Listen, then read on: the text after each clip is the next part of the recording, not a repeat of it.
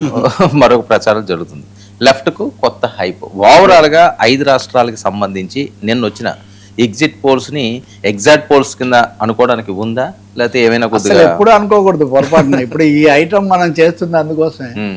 మీరు గమనిస్తే మన మధ్యాహ్నం నేను ఈవేళప్పుడు చర్చించినప్పుడు ఎగ్జైట్మెంట్ చాలా ఎక్కువగా ఉందని నేను అప్పుడే చెప్పా. దాదాపు అదే లైన్స్లో అంటే ఎలా నడుస్తుంది మీడియా ట్రెండ్, లేకపోతే ఇది ఎలా రాబోతుంది అనేది మీరు కొంతవరకు ఊహించవచ్చు. అంటే ఎగ్జిట్ వరకు రిజల్ట్స్ నిజంగా ఏమేశారు.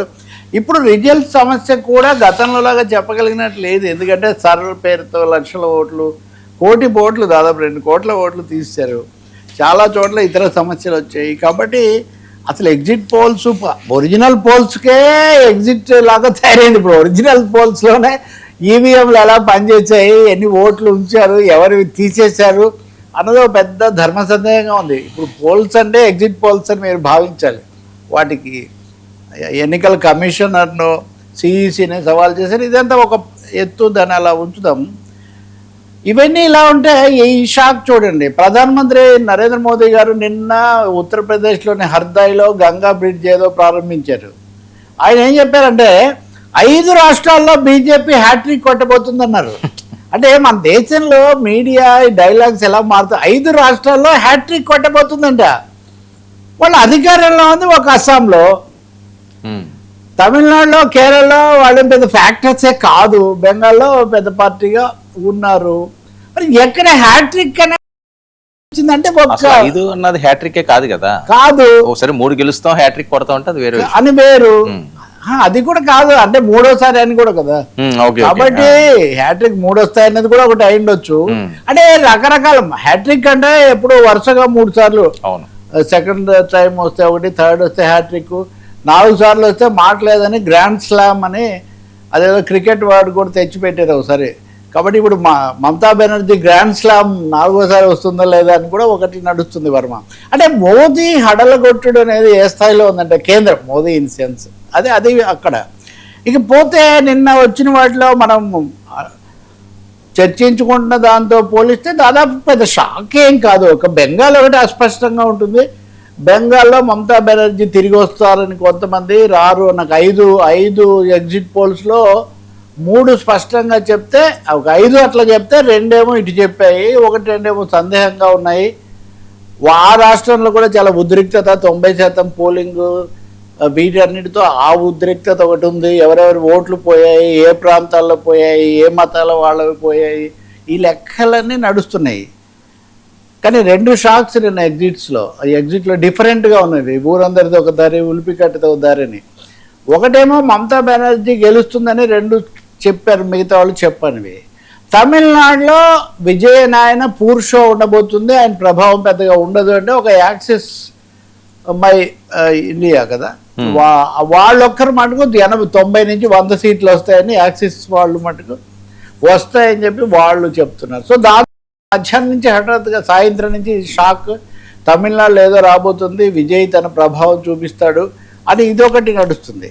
కానీ వాస్తవంగా చూస్తే ఇక్కడ నేను ఇది వెతికా ఎగ్జిట్ పోల్స్ గురించి.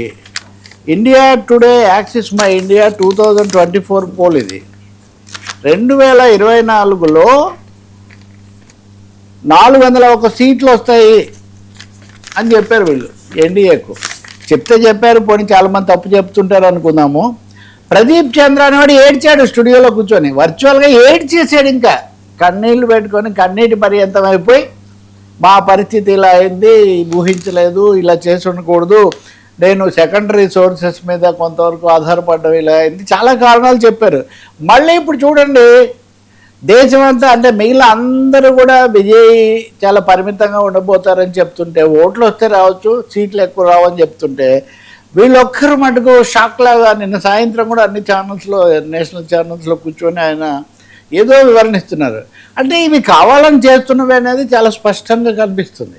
ఒకవేళ నిజంగా వస్తే మనం అప్పుడు వచ్చిందని సవరించుకోవచ్చు. కానీ మిగతా వాళ్ళకంటే ఇప్పుడు ఉదాహరణ కేకే సర్వే ఉంది. ఆంధ్రప్రదేశ్లో 2024లో తెలుగుదేశం గెలుపు చాలా సరిగ్గా చెప్పారనుకుంటే, తర్వాత 2-3 చోట్ల ఏంది, ఎన్ని చెప్పినా ఇవన్నీ ఉజ్జాయింపులు, ఊహాగానాలు, అంచనాలు మాత్రమే కదా.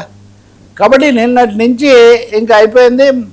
మమతా బెనర్జీ ఇది ముగిసిపోయింది. నేను బెంగాల్ విషయంలో ఎప్పుడు స్పష్టంగా చెప్పలే. ఎందుకని అంటే వాళ్ళిద్దరు మ్యాచ్ ఫిక్సింగ్లో ఉన్నారు. మ్యాచ్ ఫిక్సింగ్లో వర్మ గారు ఈసారి మీరు మాట్లాడి తర్వాత నేను మాట్లాడతానని మ్యాచ్ ఫిక్సింగ్ చేసుకోవడం పెద్ద సమస్య ఏం కాదు. పైకి మ్యాచ్ ఫిక్సింగ్ అంటేనే అది కదా అర్థం, ఎంత పైకి ఎంత గట్టిగా మాట్లాడినా. కాబట్టి బెంగాల్ గురించి నేనేం ప్రెడిక్షన్ చెప్పబోట్లేదు. కానీ బెంగాల్ విషయంలో కూడా మమత మళ్ళీ వస్తుందని చెప్పిన వాటిని డౌన్ ప్లే చేస్తుంది. మూడో విషయమేమో చాలా నేషనల్ మీడియా అందరు కూడా రాశారు, ఎంత లేదన్నా కానీ లెఫ్ట్ తన ఓట్లు మళ్ళీ కొంచెం పుంజుకునే అవకాశం కనిపిస్తుంది, వాళ్ళు కూడా ఇంపాక్ట్ చేస్తారు, దాని అదేం లేదు, వీళ్ళిద్దరే వచ్చేస్తారని. సువేందు అధికారి అని బీజేపీ తరఫున, స్వాగత్ రాయ్ అని తృణమూల్ కాంగ్రెస్ తరఫున వాళ్ళు మేము వచ్చేస్తాం, ఓట్లు ఎక్కువ పెరిగాయని స్వాగత్ రాయ్ చెప్తుంటే సువేందు అధికారి కొంచెం మెత్తగా మాట్లాడుతున్నారు. మీరు మనం చూసాం కదా, మోదీ అయితే కనుక ప్రమాణ స్వీకారానికే నేను వచ్చేస్తానని ఆయన చెప్తున్నారు. అంటే నిజంగా అంత గట్టిగా చెప్తున్నారంటే తెర వెనుక ఏదైనా జరిగిందా అనే ఒక సందేహాలు కూడా ప్రజల్లో పూర్తిగా తలెత్తే అవకాశం స్పష్టంగా కనిపిస్తుంది. కాబట్టి ఇప్పటివరకు ఈవీఎంలు సర్ల మీద ఉన్న సందేహాలు ఇప్పుడు ఎగ్జిట్ పోల్స్ పైకి కూడా మరలే ఒక అవకాశం కలుగుతున్నది. అంటే దేశంలో ఒక నెరేటివ్ తీసుకొని వచ్చి ప్రజలను మానసికంగా సిద్ధం చేసి, లేకపోతే కనీసం ఒక రోజున ఇప్పుడు సంబరాల రాంబాబు సినిమాలో హఠాత్తుగా హెచ్వి రంగారావు వచ్చి సంబరాల రాంబాబు కోటీశ్వరుడి కొడుకు అని చెప్తారు. సో ఒక 2 రోజుల పాటు ఆ ఇంట్లో వాళ్ళందరూ సంబరాల రాంబాబుని చాలా బాగా చూస్తారు. 3వ రోజు కాదని తెలుస్తుంది. ఒక్కరోజన్నా నువ్వు సంతోషంగా ఉండాలని ఇలా చెప్పాను అంటారు. ఇప్పుడు మీడియా ఇంపాక్ట్ ఎంత ఉందంటే ఆ సమయంలో దాని మీద దేశమంతా ఒక మానసిక ప్రభావం, మైండ్ గేమ్ ఆడడానికి కూడా ఇది ఒక కారణమేమో అనిపిస్తుంది. కాబట్టి ఎగ్జిట్ పోల్స్ అనేవి ఒక కేరళ విషయంలో మటుకు పినరాయి విజయన్ తిరస్కరణ అది ఇదని నేను అన్నాను, నిన్న ఎక్కడో చెప్పాను. నేను ఆల్రెడీ పినరాయి విజయన్ 2వ సారి గెలవడంతో కేరళలో 50 ఏళ్ల రికార్డు బద్దలు కొట్టారు. ఇప్పుడు ఆయన ఓడిపోతారా గెలుస్తారా అన్నది పోటాపోటీనే చెప్తున్నారు. మొన్న స్థానిక ఎన్నికల్లో కూడా ఓడిపోయారు. స్థానిక ఎన్నికల్లో కూడా తక్కువ సీట్లు వచ్చాయి ఎల్డీఎఫ్కు. అటువంటి ఎల్డీఎఫ్ ఇప్పుడు 60 సీట్ల దాకా వస్తుందని అన్ని అంచనాలు చెప్తున్నాయి. 50-60 సీట్ల దాకా 3వసారి కూడా వస్తే వామపక్ష కూటమి ఎల్డీఎఫ్ వస్తే నిజంగా అది వాళ్ళు తమ పునాది నిలబెట్టుకున్నట్టే భావించాల్సి వస్తుంది. అలా కాకుండా గెలవడమే జరిగితే ఇంకా మనం ఏం చెప్పలేము. ఇంకోటి కూడా కనిపిస్తుంది, బెంగాల్లో మమతా బెనర్జీ అయినా 3 M's అన్నారు బెంగాల్లో, మోదీ, మమత, మార్క్సిస్ట్. ఈ 3 M'లలో ఒక M వద్దని వాళ్ళ ఉద్దేశం, మోదీ, మమత మాత్రమే. కానీ 3వ Mని ఇదిగో ఇలాంటి వాళ్ళు అన్న మేము మాట్లాడడం, ఇది నేషనల్ మీడియా యొక్క ఇది. అదే కేరళకు వచ్చేసరికి కేరళలో యూడిఎఫ్ వచ్చినా పర్వాలేదు, కానీ మళ్ళీ ఈ కమ్యూనిస్టులు వచ్చి మాకు ప్రభుత్వం ఉందని రోజు మా మీద చేయకూడదనే ఒక యాటిట్యూడ్ తీసుకున్నారనేది ఎగ్జిట్ పోల్స్ అయ్యాక ముందుకు వస్తుంది. అందుకని చాలామంది చెప్పారు కదా మళ్ళీ కాంగ్రెస్ రివైవల్ వాళ్ళకి ఇష్టం ఉండదని. కాంగ్రెస్ వచ్చినా తృణమూలు వచ్చినా పర్వాలేదు, కానీ కమ్యూనిస్టులు మళ్ళీ అధికారంలో ఎక్కడ వాళ్ళు ఉండకూడదు. ఈ 2 లెఫ్ట్ స్టేట్స్ అయినాయి సార్, ఇంట్రెస్టింగ్గా 2 లెఫ్ట్ స్టేట్స్ అయ్యాయి. కాబట్టి ఈ తమిళనాడులో ఖచ్చితంగా విజయన్ ఏదో 100 స్థానాలు తెచ్చుకుంటారు, లేకపోతే అన్నాడీఎంకే కూడా వీళ్ళకు కూడా అవుతుంది. ఇవన్నీ కొంచెం ఊహాగానాలు ఉద్దేశపూర్వకంగా చేస్తున్న వాటిలా కనిపిస్తాయి. కానీ వాస్తవంగా చూస్తే విజయ్ ఫ్యాన్స్ బోరన ఏడుస్తున్నారంట. ఇంత అంగం అన్నారు, ఇంతమంది తొక్కిసలాట్లో ప్రాణాలు పోయాయి, ఇవన్నీ మా హీరో ఏదో ఎంజీఆర్ అంట, విజయ్ అనదర్ ఎంజీఆర్ అని కూడా శీర్షికలు కొంతమంది. అంటే ఇదంతా మీరు చూస్తారు కదా, ఒక్క రోజులో స్టాక్ మార్కెట్ను ప్రభావితం చేయడానికి, ఒక్క రోజులో బెట్టింగ్ రాయిల మధ్య 100 కోట్లు మారడానికి ఇలాంటివి కొన్ని పుట్టించేస్తుంటారు. ఒక ఆయన ఉన్నాడు, మాజీ ఎంపీ కూడా ఆంధ్రప్రదేశ్ ఉమ్మడి రాష్ట్రంలో, ఆయన హఠాత్తుగా లెక్కలతో సహా చెప్పేశారు, తెలంగాణలో ఇది రాబోతుంది, ఆంధ్రప్రదేశ్లో అది రాబోతుంది. లగడపాటి రాజగోపాల్, ఆంధ్ర ఆక్టోపస్ అన్నారు. అక్కడ ఆక్టోపస్ ఏమో కానీ అక్కడ వక్రోపస్ అయింది. ఆ విషయంలో మటుకు తెలిసి నేను చెప్పను, నేను దూరంగా ఉంటాను, ఇవన్నీ చెప్పి కూడా రాత్రి వచ్చి హఠాత్తుగా హోటల్లో మీడియా వాళ్ళని కలిసి ఇదిగో ఇన్ని రాబోతున్నాయి, వీళ్ళకైతే సున్నా, ఈ పద్ధతిలో మొత్తం తలకిందులు కాదు, అసలు ఎక్కడ లేదది. ఇప్పుడు ఆ తర్వాత ఆయన అదృష్టవశాత్తు నిశ్శబ్దంగా ఉన్నారు.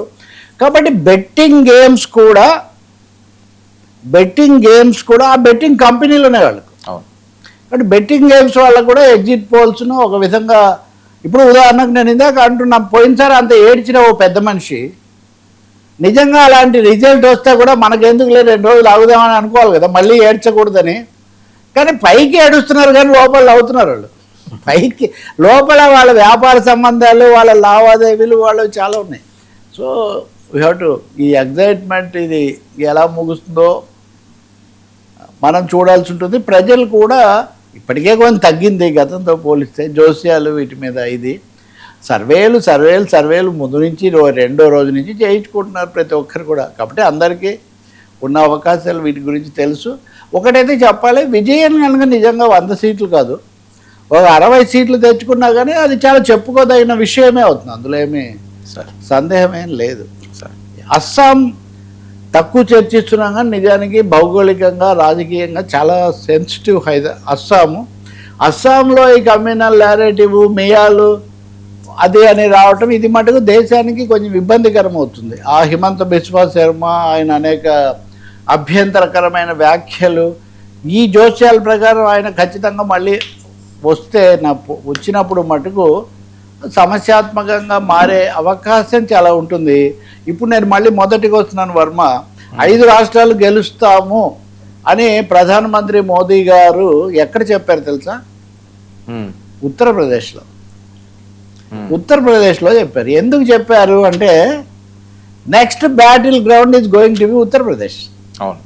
సో ఆయన ఆసక్తి 5 రాష్ట్రాలు గెలవటం కాదు, తన కేంద్రాన్ని గెలవాలి, దేశాన్ని చేయాలి అంటే ఉత్తరప్రదేశ్ను కైవసం చేసుకోవడం బీజేపీకి ఎన్డీఏకు బీజేపీకి చాలా ముఖ్యం. కాబట్టి ప్రధానమంత్రి ముందుగానే ఉత్తరప్రదేశ్లో ఈ 5 రాష్ట్రాలు గెలుస్తామని ఒక మాట చెప్పారు. ఇంకా మనం మిగిలిన వాటి కోసం we may wait for the actual results. Sir team Jagan target Ajay కల్లంపై బిగ్ స్టోరీ, అంతా భూమాయిలే. ఈరోజు ప్రముఖ పత్రిక ఐ థింక్ ఈనాడు అజయాస్త్రమే ఏదో ఇట్లాంటి ఒక శీర్షిక పెట్టారు. అజయ్ కల్లం అంటే ముఖ్యంగా జగనన్న కాలనీలు అన్న దానికోసం భూములు సేకరించడం చాలా భారీ